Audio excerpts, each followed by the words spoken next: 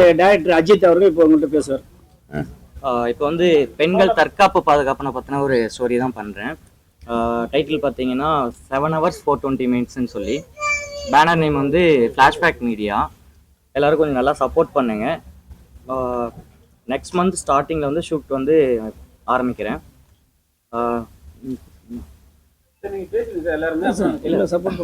Music யார் பண்ணுறாங்க? இதில் வந்து பார்த்தீங்கன்னா மியூசிக் வந்து ரகுநாத்னு சொல்லிட்டு நண்பர் தான் பண்ணுறாரு. டிஓபி வந்து தாமுன்னு சொல்லிட்டு பண்ணுறாரு. சம்திங் அவரே தான் வந்து எடிட்டிங்கும் பண்ணுறாரு. டான்ஸ் மாஸ்டர் வந்து அர்ச்சனா மேடம் பண்ணுறாங்க. அவர் அடுத்த டெக்னீஷியன்ஸ் நான் அப்டேட் பண்ணுறேன். ப்ரொடியூசர் அண்டு டைரக்ஷன் ரெண்டுமே நான் தான் பண்ணுறேன். என்னோட அண்ணா தான் வந்து சப்போர்ட் பண்ணுறாரு. ஃபினான்சியராக வந்து வினோத் சார் தான் சப்போர்ட் பண்ணுறாரு.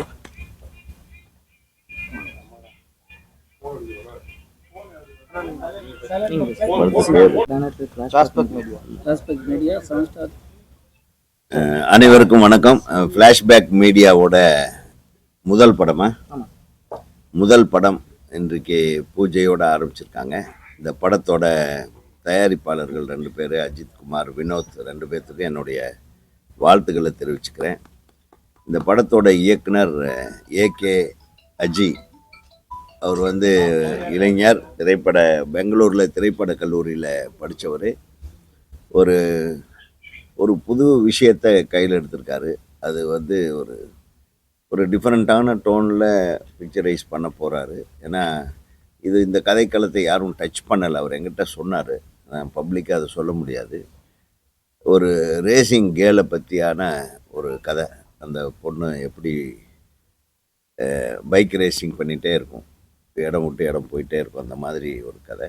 அதில் நடக்கிற சில இன்சிடென்ட்ஸை வச்சு திடுக்கிடும் திருப்பங்களோட ஒரு வித்தியாசமான கண்ணோட்டத்தில் இந்த கதைக்களத்தை அமைச்சிருக்காரு. அதை கேட்ட உடனே எனக்கே ஆச்சரியமாக இருந்தது. இப்போல்லாம் இந்த பசங்க இப்படியெல்லாம் திங்க் பண்ணுறாங்களே, நம்ம தான் ஒரு ஊரில் ஒரு ராஜான்னு கதையை ஆரம்பித்து சொல்லிகிட்ருக்குறோம். இப்போது ஒரு வித்தியாசமாக இருந்தது அவர் சொல்லும்போது. அப்புறம் அதில் தீபிகா அவர்கள் வந்து ஹீரோயினாக நடிக்கிறாங்கன்னு சொன்னாங்க. நல்ல பொண்ணு, 2-3 படத்தில் ரொம்ப சிறப்பாக நடிச்சிருந்தாங்க. அவங்களுக்கு ஏற்ற ஒரு கதாபாத்திரம் தான். ஒரு கதை களத்தை சொல்லப்போ அவருக்கு ஏற்ற ஒரு கதாபாத்திரத்தில் தான் அவங்க சிறப்பாக நடிக்கணும்னு வாழ்த்துறேன். இந்த படத்தோட இசையமைப்பாளர் இங்கே ரகுநாத் அவருக்கு எனது மனமார்ந்த வாழ்த்துக்கள். ஒளிப்பதிவாளர் மற்றும் எடிட்டர் மற்றும் இந்த திரைப்படத்தில் பங்கு பெற்று கொண்டிருக்கும் அனைத்து தொழில்நுட்ப கலைஞர்களுக்கும், நடிகர் நடிகைகளுக்கும் எனது மனமார்ந்த வாழ்த்துக்களை தெரிவித்து கொண்டு, இப்போல்லாம் வந்து நிறைய படங்களுக்கு பெருசாக பூஜையெல்லாம் போடுறதில்ல, நேரடியாக ஷூட்டிங்க்கு போயிடுறாங்க. இது ஒரு புது டீம். இந்த டீமை நம்ம என்கரேஜ் பண்ணணும். அழகாக இந்த படம் பெருசாக வர்றதுக்கு நம்ம எல்லோரும் வாழ்த்துவோம். மீண்டும் இந்த படத்தினுடைய ஆடியோ ட்ரெய்லர் வெளியீட்டுக்கு நம்மெல்லாம் சந்திக்கலாம். என்ன தம்பி? அதுக்கப்புறம் வெற்றி விழாவில் சந்திக்கணும். ஏன்னா இந்த மாதிரி அப்கமிங் யங்ஸ்டர்ஸை நம்ம என்கரேஜ் பண்ணுறது தான் தமிழ் திரைப்பட உலக வரலாற்றில் முக்கியமான விஷயம். அதுதான். நானும் ஒரு நாள் புது டைரக்டராக தான் வந்தேன். ஃபஸ்ட்டு டைம் டைரக்டராக மேடையில் ஏறி ஒரு பூஜையில் வந்து பயந்து உட்காந்துருந்தேன். ஒரு மாதிரி இவரோட அளவுக்கு பயம் இல்லாமல் உட்காந்துருக்கிறாரு. அதனால் இப்படியே தைரியமாக இந்த படத்தை சிறப்பாக இயக்கி தயாரித்து வெளியிட எனது மனமார்ந்த வாழ்த்துக்களை தமிழ்நாடு திரைப்பட இயக்குனர் சங்கத்தின் சார்பாக தெரிவித்துக் கொள்கிறேன். வாழ்க வளமுடன். இயக்குனர் அஜய் நல்ல ஒரு கான்செப்ட் எடுக்கிறாரு. யங் டேலண்ட்ஸ் கொஞ்சம் நல்லா சப்போர்ட் பண்ணுங்கள். இந்த கான்செப்ட் வந்து வேறு யாரும் எடுப்பாங்களான்னு எனக்கு தெரியல. ஆனால் நல்ல ஒரு முயற்சி. நீங்கள் ப்ரெஸ் தான், நீங்கள் எல்லாம் சப்போர்ட் பண்ணணும். நன்றி. அனைவருக்கும் வணக்கம். டைரக்டர் அஜய் அவருடைய ஒரு லைனு ஒரு வித்தியாசமான இப்போ இருக்க ட்ரெண்டிங்கான லைன். நிறைய பேர் இப்போ பைக்ஸ் எடுத்து ட்ரிப்ஸ் போயிட்டே இருக்காங்க. பார்த்துருப்போம், நிறையா ஹிமாலயஸ் வரைக்கும்லேருந்து தனுஷ்கோடி வரைக்கும் போயிட்டுருக்காங்க.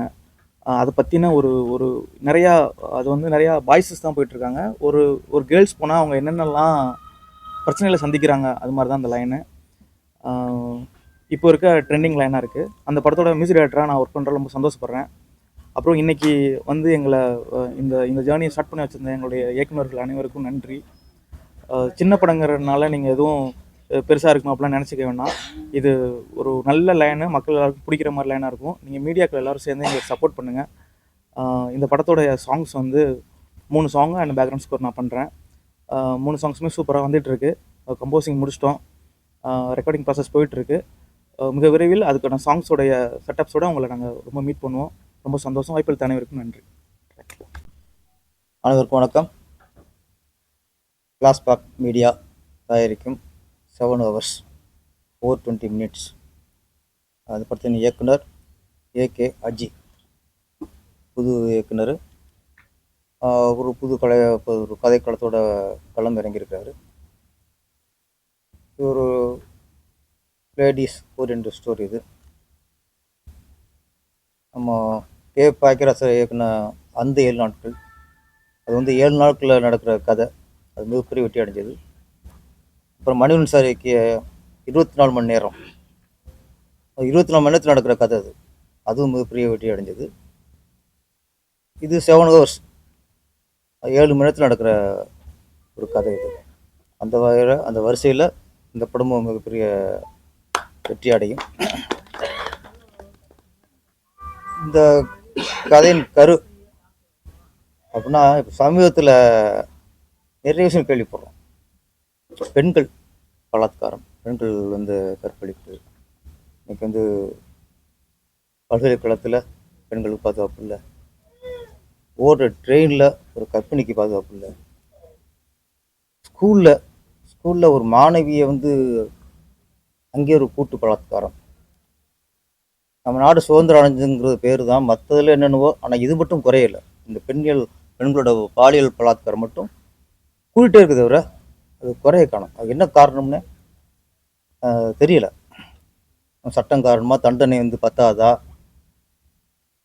ரெகுலர் பேப்பரை பார்த்தா இந்த விஷயங்கள் அதிகமாக இருக்குது. கொள்ளையை விட அதோட குறைஞ்சிருக்கு. ஆனால் இது குறையலை.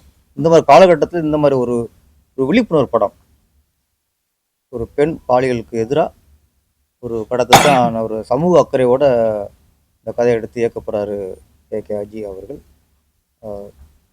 என்பது இந்த காலகட்டத்துக்கு ஒரு தேவையான படம்.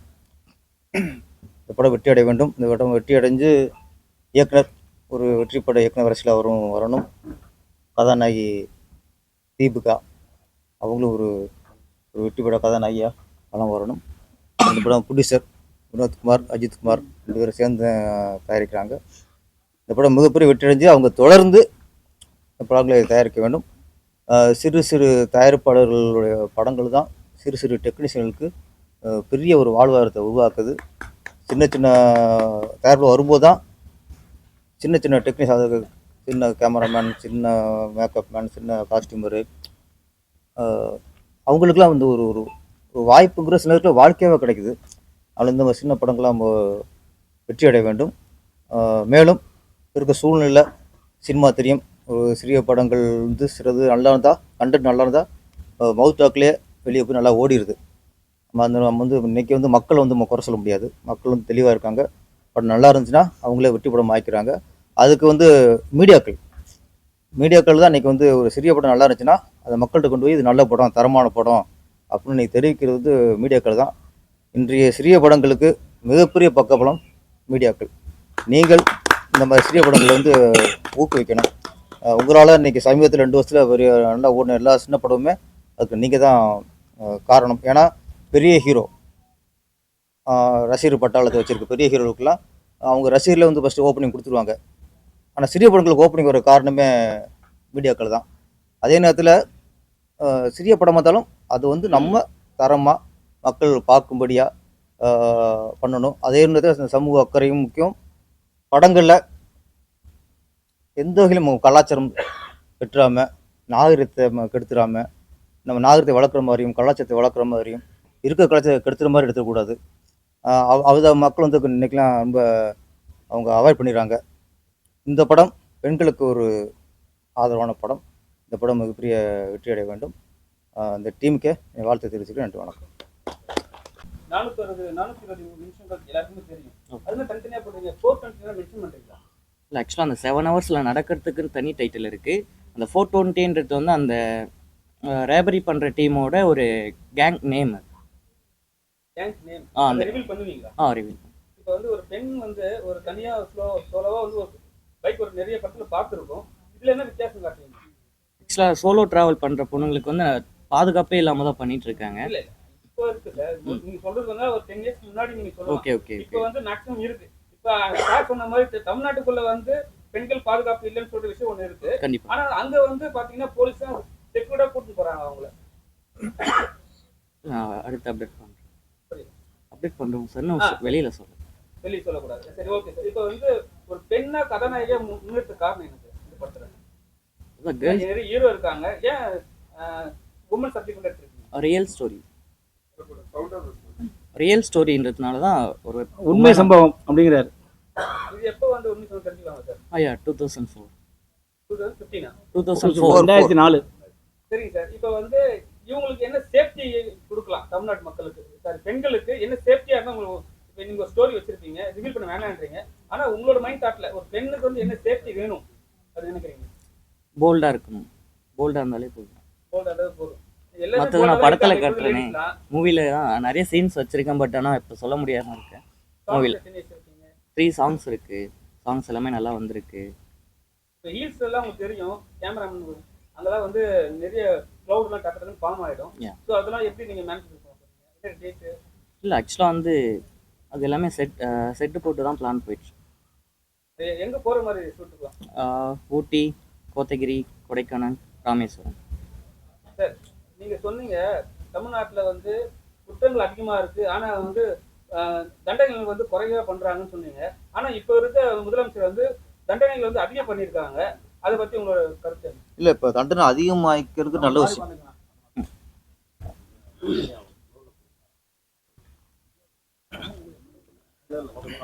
தண்டனை அதிகமாக்கிறங்கிறது நல்ல விஷயம்.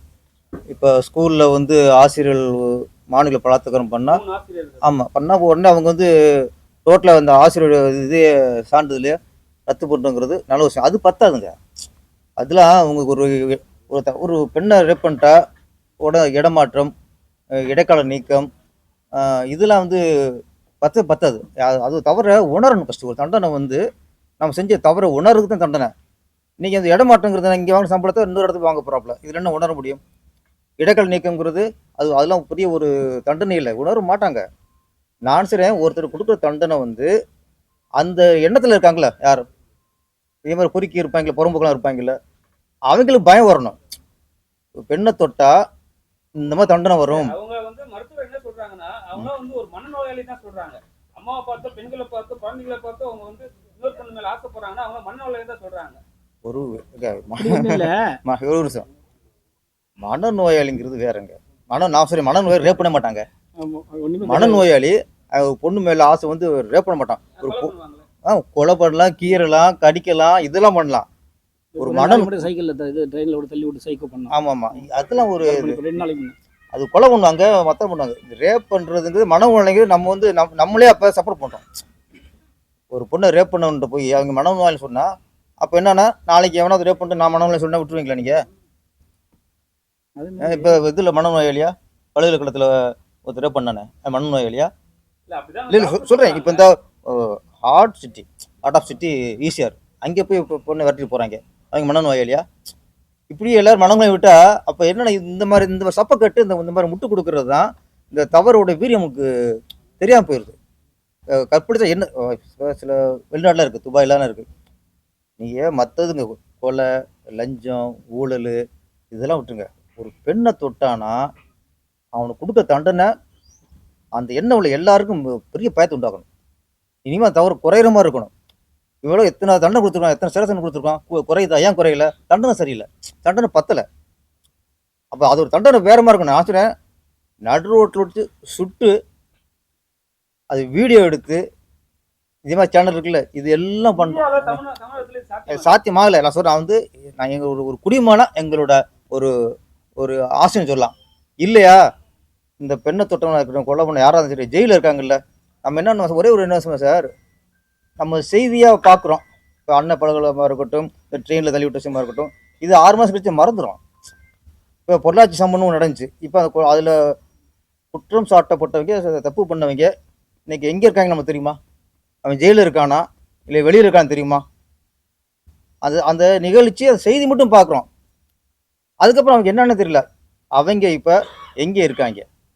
ஜெயிலில் இருந்தால் இந்த மீடியாக்கெல்லாம் உள்ளே அனுப்பணும், ஜெயிலில் அனுப்பணும். ஒரு பெண்ணை கற்பழிச்சவன் ஜெயிலில் இப்போ என்ன தண்டனை அடிச்சுக்கிருக்கான், அதை இந்த எல்லா மீடியா உள்ளே அனுப்பி அதை ஷூட் பண்ணி மக்கள் போட்டு காட்டணும். நீங்கள் கொல்ல வேணாம் சார், அது துபாய் மாதிரி சாத்தியமாகாது, கரெக்டு. ஆனால் ஒரு பெண்ணை கற்பழிச்சவன் இன்னைக்கு ஜெயிலில் இருக்கான் அப்படின்னு ஒரு 2 மாதத்துக்கு கூட பொள்ளாச்சியில் செஞ்சவன் இப்படி இருக்கான், பல்கலைக்கழகத்துக்குள்ளே செஞ்சவன் இங்கே இருக்கான். ஆனால் எங்களுக்கு என்ன இருக்கானா இருக்குன்னு தெரிய மாட்டேங்குது. அதே மாதிரி உங்களோட ஆதங்கத்தை நீங்க சொல்லிட்டீங்க. ஆனா இதே சினிமா ஃபீல்ட்ல இருக்கிற பெண்களும் வந்து எவ்வளவு கம்ப்ளைண்ட் பண்ணிருக்காங்க. ஆனா அந்த சைடுல இருக்கிற விஷயத்தெல்லாம் வந்து யாரும் பெருசா நான் சார் பேச ஒன்றே தான் சார், பெண்ணுன்னா நடிகைனா ஒன்று, கலெக்டர்னா ஒன்று, ஆசிரியனா ஒன்று, மாணவினா ஒன்று, அப்படிலாம் இல்லை சார். பெண்ணுனா பெண்ணு தான் சார். அதில் நடிகை வேற, மாணவி வேற. எங்கே தப்பு நடந்தாலும் என்ன தண்டனையோ அதை கொடுத்தாடும்.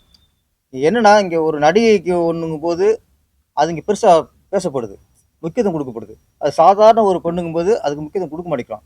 ஒரு பெண்ணுக்கு, ஒரு நடிகைக்கு ஒன்றுனா எவ்வளோ முக்கியத்துவம் கொடுக்குறோமோ அதே மாதிரி சராசரி ஒரு ஒரு பொண்ணுக்கு நடந்தால் அதே முக்கியத்துவத்தை மீடியாக்கள் கொடுக்கணும், கவர்மெண்ட்டும் கொடுக்கணும். நம்ம வந்து இப்போ இங்கே வந்துச்சு, இப்போ வந்துச்சு, அதுக்குன்னு குழு போட்டிருக்காங்க. பெண்கள் வந்து இங்கேயும் நிறைய பெண்கள் வந்து, அதுவும் நடிப்புக்கு உள்ளே வரவங்களாம் யார் பாதுகாப்பு? நடிகை சங்கம் தான் பாதுகாப்பு, டேரக்டர் தான் பாதுகாப்பு, இத்தனை சங்கங்கள் இருக்குது, இந்த சங்கங்கள் தான் பாதுகாப்பு. அப்போ ஒரு பொண்ணுக்குன்னா எல்லா சங்கம் ஒற்றுமையாக இருந்ததில்ல. ஒரு பொண்ணுக்கு ஒன்று இந்த மாதிரி ஒரு டைரக்டரோ, ஒரு இயக்குனரோ, ஒரு தயாரிப்பாளரோ இந்த மாதிரி ஒரு பண்ணிட்டார் அப்படின்னா டோட்டல் இண்டஸ்ட்ரிட்டே அவங்க தூக்கிக்கிறீங்க சார். அது வந்து கன்ஃபார்ம்னா, ஏன்னா சரி வீண் பழியும் போட்டு இதுக்கு விசாரணை ஒரு குழு வைக்கணும். கன்ஃபார்ம்னா யாரும் அந்த தூக்கி சினிமா தூக்கி வெளியே போட்டுருணும். அது இல்லை அதே மாதிரி பெண்களும் ஆடைகளை குறைக்கணும் சார். பெண்களும் ஆடைகளை வந்து ஒழுங்காக போடணும் சார். அதை யார் பெண்களும் ஆடையை வந்து நல்லபடியாக போடணும். அந்த சத்யராஜ் பண்ணலாம், செந்தமிழ் நாட்டு தமிழச்சியே சேர உடுத்த தயங்கிறிய அந்த மாதிரி சேலை உடுத்துங்க, பாவடை போடுங்க. எல்லாம் அரைக்குறைய நீங்களும் காமிச்சிங்கன்னா பெண்கள் சில தவறுகள் இருக்குல்ல. நீங்கள் போகும்போது அப்பா அம்மாவோட போகும்போது எப்படி போகணும், வெளியில் போகும்போது எப்படி போகணும், அது பெண்களும் அதை உணரணும். எல்லாமே ஆண்கள் ஆண்கள் ஆண்கள் சொன்னால் பெண்களும் அந்த உணர்வு, ஒருத்தர் கெடுக்க வரான் ஒரு தவறு வருதுன்னா நம்மளும் அதுக்கு ஒரு ஒழுக்கமாக இருக்கணுங்க. நம்மளும் இடத்து போகணுங்க, தெளிவாக இருக்கணும். இந்த சார் சொன்னார், எந்த துறை எந்த நாட்டில் தவறு நடக்கல, எந்த மாநிலத்தில் நடக்கல, உலகம் முழுக்க தவறு நடக்காத செய்யுது. அது இப்போ அதுக்கு தகுந்த மாதிரி இப்போ யூடியூப் தட்டினா எதை தட்டினாலும் பிள்ளைங்க பார்க்குற மாதிரி யூடியூப் வரதில்லை. தட்டினா எல்லாம் பெரிய எல்லாம் வருது. அப்படிங்கும்போது பெண்களும் ஆண்களுக்கு எப்படி இருக்கணுமோ அதுமாரி அவங்களும் இருந்துக்கணும். இப்போ ஒரு மரபாக இருந்தால் தான் ஆண்கள் போக மாட்டான். அது பார்த்தா குடும்ப பொண்ணு வாடா போலங்க. எப்படியே வந்தும்போது ஒருத்தன் குடியில் போதையில் கஞ்சா அபியில் செய்கிறானா அவனை வெட்டலாம் குத்தலாம். சார் சொன்ன மாதிரி அப்பயே வெட்டி நடுரோட்டிலோட போடலாம், கேஸ் இருக்காது. அதனால் பெண்களும் அவங்களோட உடைகளை கரெக்டாக இருந்தால் தவறுகள் குறைய வாய்ப்பு நிறையா இருக்குங்கிறது நான் கேட்டுக்கிறேன். நிறைய சின்ன படங்களுக்கு வந்து ப்ரொமோஷன் பண்ணி கொடுக்குறீங்க, நிறைய ஹெல்ப் பண்றீங்க, எதுவும் கேள்விப்பட்டிருக்கோம். ஆனா வந்து இப்போ பாத்தீங்கன்னா லாஸ்ட் வீக் ஒரே ஒரு படம் பெரிய படம் ரிலீஸ் ஆச்சு.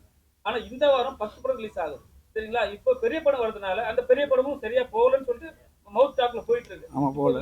இந்த வீக் வந்து 10 படம் ரிலீஸ் ஆகுது. இப்போ சின்ன படம்லாம் அப்பவே நசுக்கப்படுது. நீங்க அதை எப்படி பாக்குறீங்க? இல்லை அதுதான் இப்போ நம்ம வந்து சின்ன படம் நல்லா இருந்துச்சுன்னா மக்கள் வரவேற்காங்க சார். அப்போ இன்னொன்று நம்ம தேட்டருக்காரங்க சின்ன படத்துக்கு தேட்டர் தர மாட்டேங்கிறாங்க அப்படின்னு சொல்லுறதும் அது ஒரு தவறான குற்றச்சாட்டு. சின்ன படங்களுக்கு நிறைய கூட்டம் வந்துச்சுன்னா அவங்க தர மாட்டேங்கிறாங்க. சின்ன படங்கள் வரும்போது சின்னத்துக்கு 5 பேர் 6 பேர் உள்ளே இருக்காங்க. இது பயந்துட்டு தேட்டரு தர மாட்டேங்கிறாங்க. இது வந்து டோட்டலாக தயாரிப்பாளர்களும் சரி, பெப்சியும் சரி, எல்லா சங்கம், நடிகர் சங்கமும் சரி, எல்லாரும் சேர்ந்து இன்றைக்கி சினிமாவை காப்பாற்றுறதுக்கு தான் பேசணும். இன்றைக்கி சங்கத்துக்குள்ளேயே போட்டிக்கு சங்கத்துக்குள்ளேயே ஒற்றுமை இல்லைன்னா ஒரு தீர்வு வராது. இன்றைக்கி சினிமாவே ஒரு ஓட்ட விழுந்த படகு மாதிரி தான், அது மூழ்கிற நிலைமையில் இருக்குது. அதை மூழ்காக காப்பாற்றுறதுக்கு என்னென்னா நமக்குள்ளே ஒற்றுமை வேணும். தயாரிப்பாளர் சங்கம், பெப்சி, மற்ற இயக்குனர் சங்கம், எடிட்டர் சங்கம், இயக்குனர் நடிகர் சங்கம் எல்லாம் கூடி பேசி ஆராயணும். ஏன் தேட்டருக்குள்ளே மக்கள் வர மாட்டேங்கிறாங்க? இது ஒரு கொஸ்டின் தான். சிறிய படங்களுக்கு முன்ன மாதிரி ஏன் மக்கள் தேட்டருக்குள்ளே வர மாட்டேங்கிறாங்க? அதுக்கு நிறைய ரீசன் இருக்குது. அதெல்லாம் பேசி எல்லாம் பேசி ஒரு தீர்வு கொண்டு, டிக்கெட் பிரச்சனையா, இல்லை கேண்டீன் பிரச்சனையா, இல்லை கார் பார்க்கிங் பிரச்சனையா, என்ன பிரச்சனை?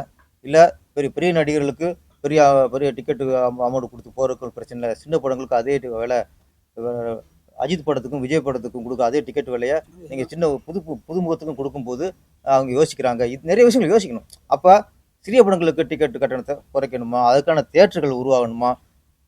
புரட்சி ஜெயலலிதா இருக்கும்போது அம்மா திரையரங்கம்னு நிறைய உருவாக்க நினைச்சாங்க, திட்டம் போட்டாங்க. அது மாதிரி திரையரங்கம் வச்சுன்னா ஒன்றே ஒன்று தான் சார்.